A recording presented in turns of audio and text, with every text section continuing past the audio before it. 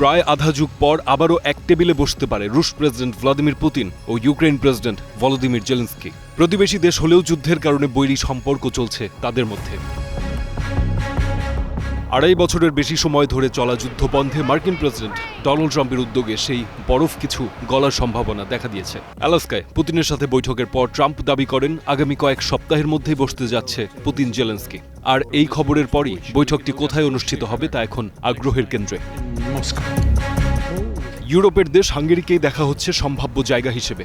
ধারণা করা হচ্ছে রাজধানী বুদাপেস্টেই হতে পারে পুতিন এবং জেলেনস্কির ঐতিহাসিক বৈঠক।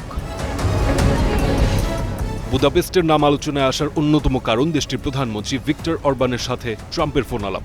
হোয়াইট হাউস নিশ্চিত করেছে এই আলাপে পুতিন জেলেনস্কির আসন্ন বৈঠকের স্থান হিসেবে বুদাপেস্টের সম্ভাব্যতা নিয়ে ট্রাম্প কথা বলেছেন।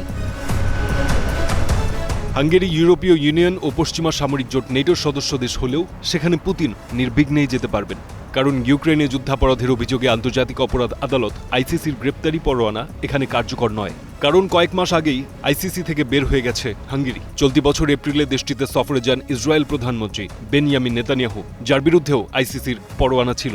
সেই সফর শুরুর কয়েক ঘন্টা আগে আইসিসি থেকে নাম প্রত্যাহার করে হাঙ্গেরি।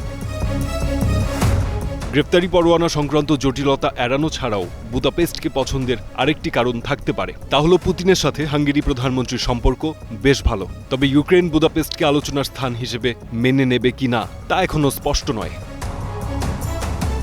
সবশেষ পুতিন ও জেলেনস্কি সরাসরি মুখোমুখি হয়েছিলেন 2019 সালে ফ্রান্সের রাজধানী প্যারিসে। সে সময় জার্মানি সহ ইউরোপের অন্য নেতারাও উপস্থিত ছিলেন।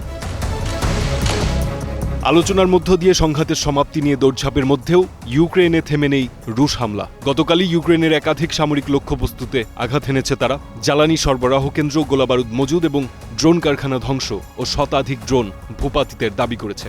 অন্যদিকে ইউক্রেনও দাবি করেছে তারা রাশিয়ার 2টি বড় গোলাবারুদের গুদাম উড়িয়ে দিয়েছে। ফারদিন খান, স্টার নিউজ।